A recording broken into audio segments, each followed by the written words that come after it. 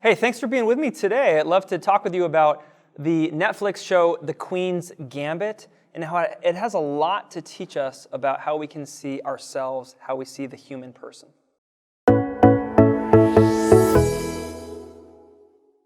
So I've been just delighting in The Queen's Gambit. It's on Netflix, and I want to say a word about it. A little reminder that it is, I think, TV mature because of substance use, language, some kind of mild sexual scenes, so keep that in mind. Probably not appropriate for younger kids for sure. But it's beautifully made. I want to tell you a little bit about the story, and then just get into how there's so much about what you might call a Christian anthropology in this beautifully made one-season series. And it has a lot to tell us about the journey of human life, especially as seen through a Catholic worldview. It's about a woman named Elizabeth Harmon. Fictional story. Starts in the 50s, and Elizabeth is orphaned at a young age in a car crash. What appears to be a kind of suicide, maybe / homicide attempt by her own mother at a young age, say 5, 6 years old or something. And Elizabeth is put into an orphanage. The story of Elizabeth really begins it's a kind of post-catastrophe situation.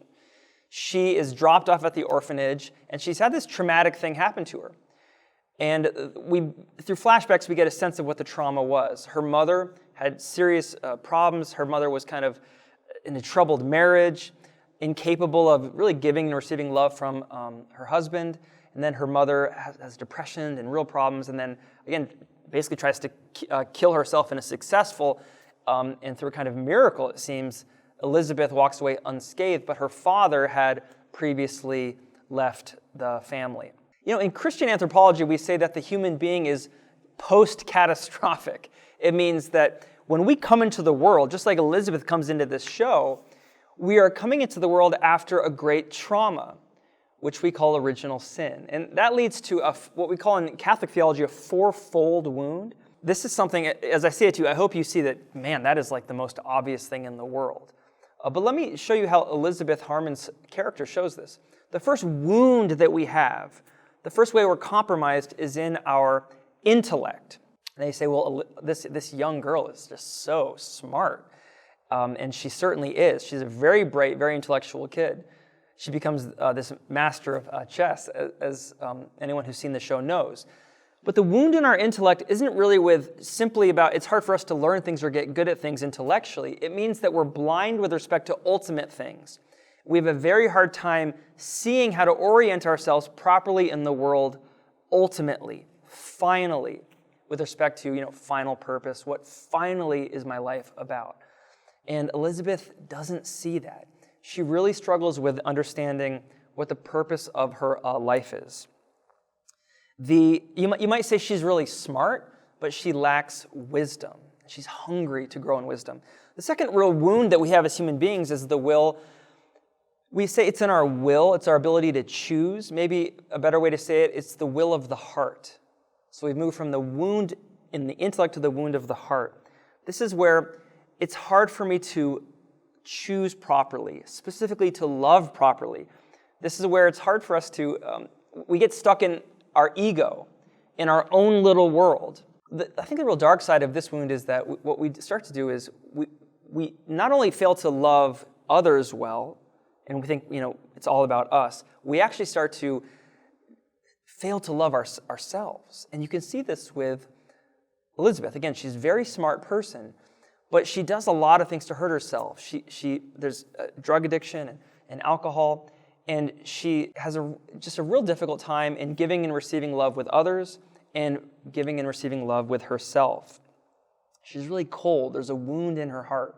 Now, the other two ways that we're wounded that we see in Elizabeth, it's the will in the appetite. So famously in Catholic theology, we talk about two different kinds of wounds there. One is the wound with respect to dealing with difficult things. It's the wound of the irascible passions. It just means when a difficulty comes up, I tend to get afraid. My courage doesn't manifest itself. It's a wound of weakness. You can see this with Elizabeth Harmon. There's a scene where it's actually how the whole show begins. She has this huge chess match against the greatest Russian chess master in the world. And the night before it, she just gives into this weakness, just to drink and I think do drugs, and she wakes up late. She couldn't have the courage and the strength to do what she knew she really wanted to do. The fourth and final wound that we see in Elizabeth Harmon, that every human person has, is the wound in the concusable passions. That just means that with respect to immediate goods around me, things that give me joy, things that I'm oriented to, food and sleep, and just things that are good, I tend to want things in the wrong amount. And you can certainly see this with Elizabeth with respect to drugs and alcohol, but you also see it with respect to the great love of her life, which is chess. She loves chess so much that it overwhelms everything else in her life. She lacks the ability to love chess the right way. She sacrifices so much for that one love. Now, so that's the first point I want to make, that Elizabeth is an amazing image of the fourfold wound that every human person has. But the second point is actually, the story is about, I think to a large degree, the beginning of her healing. And the healing begins through a descent down to a place where she encounters a kind of father. Now, I've mentioned this to you before, and I think in other movies and other stories, that the father figure buried deep down in the dark, who has to be discovered and engaged, is a real typical trope or typical archetype in all through, especially Western literature and storytelling. But I think that's a real image kind of, you might say, God the Father. So here's what I mean. In the story, she has a flashback of her father abandoning her mother. And she remembers it was in the dark of night, and her father gets in his car and drives away. Painful trauma. And now she finishes a test, and her teacher says, I don't know what to do with you, so go down and clean the chalk erasers. So she goes down these steps into the darkness of where she finds this janitor. And the janitor, very quiet, very kind of standoffish and gruff, and she sees him playing chess. In that dark place, she starts to relate to him. And it's almost like a novice in a monastery trying to get into a monastery. She longs to learn what that game is. I think one way to read the whole chess thing is she knows that she needs a father to give her a framework to orient herself in the world. That's what dads do, right? That's what patriarchy does. It gives a framework by which you can move and grow. After a few attempts, he finally encounters her down in the basement, and she says, I want to learn that game. I want you to teach it to me. I want to play that game. And he says, I don't play with strangers. And she says, but I live here. In other words, what's going to be the foundation for her healing of that fourfold wound is a relationship, not being a stranger, not learning some skill. But in the process of learning the skill of chess, there's another game being played, you might say, a kind of meta game, right? It's this game of relationship, of learning how to give and receive love, even as she learns how to become a great chess player. I hope I'm not overplaying the metaphor here, but one way to read this whole image, again, it's not like a religious story or anything like that, but I think it emerges from this kind of biblical Christian worldview. This whole orphanage, right? And every human being is haunted by the fact that we can feel like spiritual orphans. That it's like an image of the church, this place where orphans are gathered.